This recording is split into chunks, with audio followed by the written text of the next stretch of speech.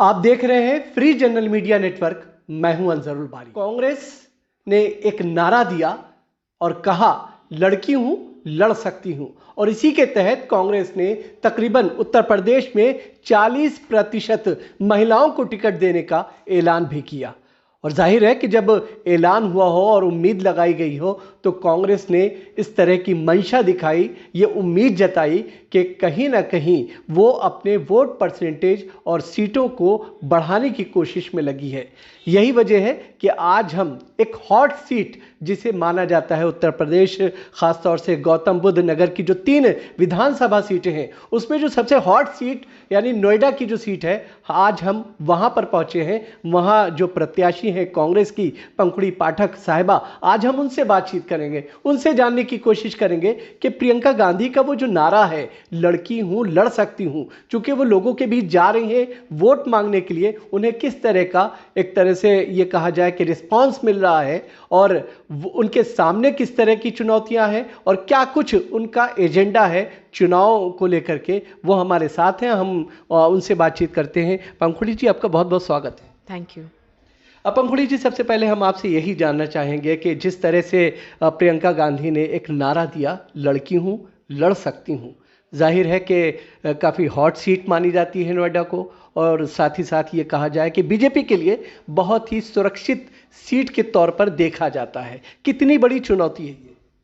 देखिए, कोई बड़ी चुनौती नहीं है, क्योंकि जैसा आपने कहा कि बीजेपी इसको अपनी सुरक्षित सीट मानती थी, उसके चलते जो अहंकार उन्होंने पिछले 5 साल में दिखाया और यहाँ एक ऐसे व्यक्ति को टिकट दिया जो चुनाव जीतने के बाद 5 साल इस क्षेत्र में दिखाई नहीं दिया, उसके चलते आज पूरे नोएडा की जनता में, लोगों में बहुत भारी रोष है, गुस्सा है, और हर किसी का आज ये कहना है कि हम बीजेपी के अहंकार को जवाब देना चाहते हैं और इस बार अपने बीच के विधायक को चुनना चाहते हैं। 2012, 2017, अब 2022, जाहिर है कि कंटिन्यू अगर देखा जाए ये पिछले 3 चुनाव जो हुए, एक बाईपोल को भी अगर हम ले लें तो तीनों बार भारतीय जनता पार्टी का उम्मीदवार यहाँ से जीतता रहा है। और इस बार भी भारतीय जनता पार्टी ने पंकज, जो कि ये कहा जाए डिफेंस मिनिस्टर के साहबजादे हैं, बड़े नेता हैं, उनको फिर से मैदान में उतारा है। किस तरह का चैलेंज है ये?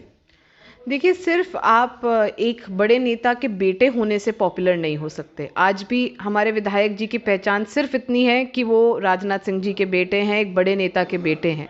लेकिन नोएडा में उन्होंने क्या किया, नोएडा के लोगों के लिए उन्होंने क्या किया, नोएडा के विकास में उनका क्या कंट्रीब्यूशन है, उसको लेकर वो अपनी कोई पहचान नहीं बना पाए। और पिछले जो 5 साल में जनता के बीच से वो गायब रहे। इस क्षेत्र की जनता, हर तबका यहाँ का आंदोलन करता रहा। यहाँ के जो मूल निवासी किसान हैं, जिनकी ज़मीनों पे शहर बनाए, 4 महीने वो लोग सड़कों पे बैठे रहे। 100 से ज़्यादा किसानों को जेल भेजा गया। जो यहाँ के फ्लैट बायर्स है, 5 साल से वो लोग अपनी रजिस्ट्रीज के लिए लड़ रहे हैं। यहाँ का डूब क्षेत्र है जहाँ आज भी बिजली नहीं है। तमाम ये जब लोग आंदोलन कर रहे थे तो विधायक जी कहीं दिखे नहीं।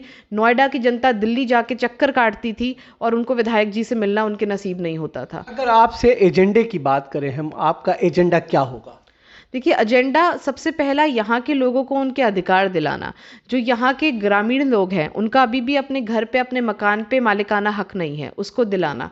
यहाँ जो एक बहुत बड़ा क्षेत्र है जिसको कच्ची कॉलोनियाँ कहा जाता है, उन क्षेत्रों में लोगों के यहाँ बिजली, पानी और सड़क जैसी बेसिक सुविधाएं नहीं हैं, उनको वो दिलवाना। यहाँ पे जो सेक्टर में लोग रहते हैं उनका भी अपना यहाँ फ्री होल्ड नहीं है प्रॉपर्टी। जो फ्लैट्स में रहते हैं उनकी रजिस्ट्रीज नहीं हुई है। सबसे पहले लोगों की उनकी अपनी प्रॉपर्टीज़ पे उनका अधिकार दिलाना। यहाँ पे प्राइवेट स्कूल्स का बहुत एक्सप्लॉयटेशन है, कोई उसको रोकने वाला नहीं है।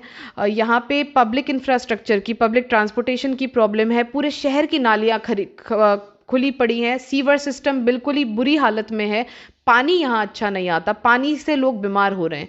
ये जो पब्लिक इंफ्रास्ट्रक्चर है, बेसिक जो सुविधाएं हैं, इनको दुरुस्त करना मेरे लिए प्राथमिकता है। अच्छा, एक चीज़ हम ये जानना चाहेंगे, चूँकि पूरा चुनाव जो है अब पहले जात बिरादरी के साथ साथ जो है धर्म आधारित जो है चुनाव लड़ा जा रहा है। अगर हम देखें इस पूरे कॉन्स्टिट्यूंसी को, अगर ख़ास तौर से देखें, तकरीबन 70% जो है मुस्लिम वोटर्स यहाँ पर हैं, और एक काफ़ी ये कहा जाए कि तकरीबन 6 लाख के आसपास यहाँ पर वोटर है। ऐसी स्थिति में जाट और ब्राह्मण जो इस सीट के तौर पर देखा जाता है, इस पे आप किस तरह से काम कर रहे हैं? देखिए, ये नोएडा क्षेत्र जो है, ये पढ़े लिखे लोगों का क्षेत्र है। यहाँ पे ज़्यादातर संख्या में वो लोग बसे हैं जो अनेकों शहर, अनेकों प्रदेशों से यहाँ नौकरी करने आए, यहाँ शिक्षा लेने आए। और जो पढ़े लिखे लोग हैं, कहीं न कहीं उनके लिए जात, बिरादरी, धर्म बहुत बड़ा मुद्दा नहीं है। उनके लिए मुद्दा है उनकी मूलभूत सुविधाएँ, उनका जो इन्वेस्टमेंट है, जो प्रॉपर्टीज़ उन्होंने खरीदी हैं, उन पे उनका अधिकार, महंगाई, बेरोज़गारी, ये सब मुद्दे यहाँ के असल मुद्दे हैं। जात, धर्म मुझे लगता नहीं कि नोएडा जैसे क्षेत्र के लिए कोई बहुत बड़ा मुद्दा है। लेकिन भारतीय जनता पार्टी जात जात बिरादरी और धर्म की राजनीति करती हुई दिख रही है। देखिए, उनके पास तो और कोई काम है नहीं, कुछ गिनाने के लिए नहीं है। अगर विधायक जी से ये पूछ लिया जाए कि आपने 5 साल में क्या किया, तो वो पत्रकारों का जवाब नहीं दे पाते हैं। अगर उनसे यहाँ के रेजिडेंट्स पूछ लेते हैं, तो वो बिना जवाब दिए उल्टा चले जाते हैं। तो जब और कोई बात नहीं है, तो फिर उनको जात और धर्म की ही बात करनी पड़ेगी, क्योंकि काम तो कुछ किया नहीं है, दिखाने के लिए कुछ है नहीं। इसीलिए उनके पास ले देकर वही अपना लोगों को लड़ाने का, समाज को बाँटने का वही एक कार्ड रहता है, जो वो लोग खेलते रहते हैं। अच्छा, छात्र राजनीति से लेकर के अब सक्रिय राजनीति पे आपने कदम रखा है, किस तरह का फील कर रही हैं? बहुत अच्छा लग रहा है, और ज़्यादा अच्छा इस बात का लग रहा है कि ये मेरा क्षेत्र है। यहाँ की जनता के मुद्दों से मैं जुड़ी रही हूँ, यहाँ के जो आंदोलन हुए हैं उनसे जुड़ी रही हूँ, और अपने लोगों को बेहतर तरह से रिप्रेजेंट करने का मुझे एक अवसर मिला है। और जो प्यार लोगों से मिल रहा है, जो उत्साह लोगों में है, वो सब देखकर बहुत अच्छा लग रहा है। अगर हम बात करें, समाजवादी पार्टी से भी आप जुड़ी रही हैं, और जाहिर है कि यहाँ पर जो समाजवादी पार्टी के कैंडिडेट हैं, सेकंड पोजीशन में पिछले चुनाव में भी रहे, इससे पहले भी जो है सेकंड पोजीशन में रहे हैं। आपको लगता है कि समाजवादी पार्टी में रहने का भी आपको कुछ फ़ायदा मिल सकता है इस वक्त? देखिए, मुझे लगता है कि नोएडा में जो मैंने काम किया है, मेरी पहचान उस काम से है। जो मैंने यहाँ की लड़ाइयाँ लड़ी हैं, यहाँ के मुद्दे उठाए हैं। कोविड के समय में जब हमारे विधायक यहाँ से गायब थे, जब पूरी भारतीय जनता पार्टी के लोग यहाँ से गायब थे, उस समय पूरे शहर को सैनिटाइज कराने का काम मैंने अपने निजी संसाधनों से किया था। जो भी हम लोगों ने लोगों की मदद उस समय करी। अभी पिछले साल यहाँ 10 वर्ष में सबसे ज़्यादा डेंगू के केसेस आए थे।